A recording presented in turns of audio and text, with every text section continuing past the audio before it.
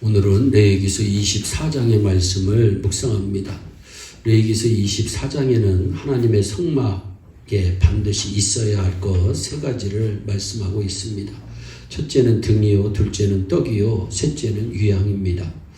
실제로 성막에는 이런 것들이 놓여졌었습니다. 나중에 성전이 지어졌을 때에도 이 세 가지가 반드시 그 성전 안에 놓여졌었습니다. 이것이 하나님의 임재와 만남의 상징물이기 때문입니다. 성경은 우리 자신들이 성전이라고 분명히 말씀하고 있습니다. 그렇다면 우리 심령 속에 이 세 가지가 반드시 놓여져 있어야 합니다. 먼저는 등잔불입니다. 이스라엘 자손에게 명령하여 2절에 불을 켜기 위하여 감나무를 찧어낸 순결한 기름을 내게로 가져오게 하여 계속해서 등잔불을 켜둘지며, 하나님께서는 성전에 항상 등잔불을 켜놓으라고 말씀하셨습니다. 성전에 항상 끄리지 않고 켜놓아야 하는 이 등잔불이 무엇을 말씀하는 것일까요? 이 등잔불은 기도를 상징하고 있습니다. 기도의 불입니다. 하나님 앞에 내 영혼을 밝히고 임재하신 하나님과 교제를 나누는 것이 기도이기 때문입니다. 기도가 없는 심령은 어두울 수밖에 없습니다. 기쁨의 빛이 없고 감사의 빛이 없고 생기의 빛이 없습니다. 그러나 기도의 등잔불이 켜진 마음에는 기쁨이 가득 차고 감사가 넘쳐나고 생명력이 솟아납니다. 성전이 우리 속에 항상 하나님과의 교제, 기도가 있어야 합니다. 그것이 등잔불입니다. 야곱은 큰 부자가 되어 고향으로 돌아갑니다. 그런데 형 에서의 소식을 듣고 두려움과 근심으로 짙은 어두움이 그의 마음에 깔려 있습니다.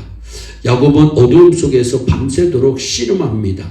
밤새 기도한 야곱이 이스라엘이라고 하는 새 이름으로 응답받고 일어섰을 때 창세기 32장 31절 말씀에 해가 돋았다고 말씀합니다. 밤새 기도한 후 일어나니 당연히 아침해가 돋을 것은 뻔한 일입니다. 그러나 이 뻔한 사실을 그렇게 중요하게 성경에 기록해 놓은 것은 이것이 단순히 떠오르는 아침에만을 말씀하는 것이 아니기 때문입니다. 어둠 속에서 밤새도록 기도한 후에 응답을 받고 일어나니 희망과 기쁨과 확신의 새빛이 그 마음에 비추어졌다는 말씀입니다. 사랑하는 여러분, 마음의 등잔불을 항상 켜시기 바랍니다. 기도가 있는 영혼의 등불이 밝게 켜집니다. 영혼의 어두움이 사라집니다. 염려와 불신과 불안의 어두움이 사라집니다.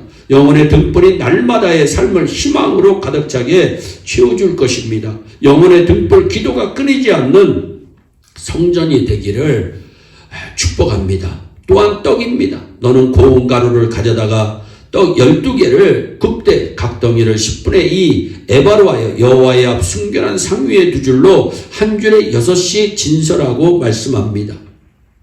또한 8절에도 안식일마다 이 떡을 여호와 앞에 항상 진설할지니 말씀합니다. 우리 영혼의 전에 진설해야 할 떡이 무엇입니까? 이 떡은 눈에 보이는 떡이 아니라 우리의 영을 살리는 생명의 양식, 하나님의 말씀을 상징하는 것입니다.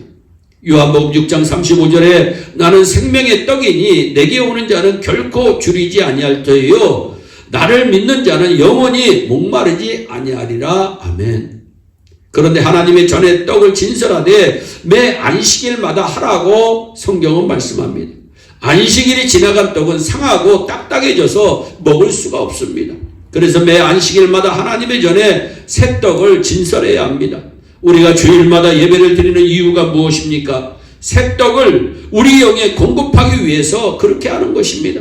주일마다 드리는 예배가 소홀해지거나 건너뛰거나 하게 되면 그 심령 속에 진설되어야 할 생명의 떡이 상해버리거나 딱딱해져서 먹을 수가 없는 떡이요 생명을 줄 수 없는 떡이 되고 마는 것입니다.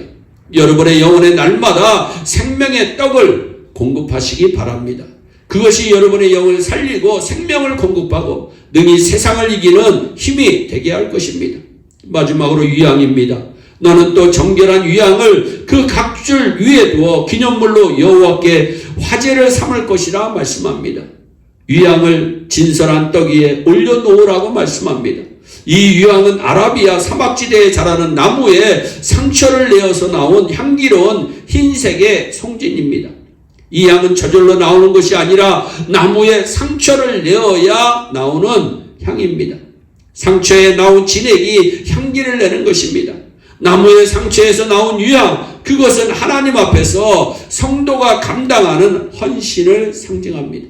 나무의 상처에서 진액이 나와 향기를 퍼뜨리듯이 나의 삶의 헌신을 통해서 아름다운 믿음의 향기가 나오는 것입니다.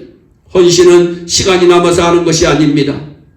헌금은 늘 부담스럽게 하는 것이지 쓰고 남아서 하는 것이 아닙니다. 피 같은 물질을 하나님께 드리는 것이 헌금입니다. 그것이 향기로운 헌신이요, 그것이 향기로운 제물입니다. 여러분의 삶이 향기가 되게 하시기 바랍니다. 그것은 헌신을 통하여 나타나게 되는 것입니다. 우리가 하나님의 성전입니다. 이 성전 속에는 반드시 세 가지가 놓여져 있어야 합니다. 등잔불과 떡과 유향입니다. 어떤 교회가 은혜로운 교회입니까? 기도 소리가 웅성웅성 나는 교회입니다. 말씀의 생명수가 강같이 흐르는 교회입니다. 헌신의 향기가 퍼져나가는 교회입니다. 은혜로운 교회는 은혜로운 교인들이 만드는 것입니다. 기도하는 교인들이 있을 때 기도 소리 나는 교회가 됩니다.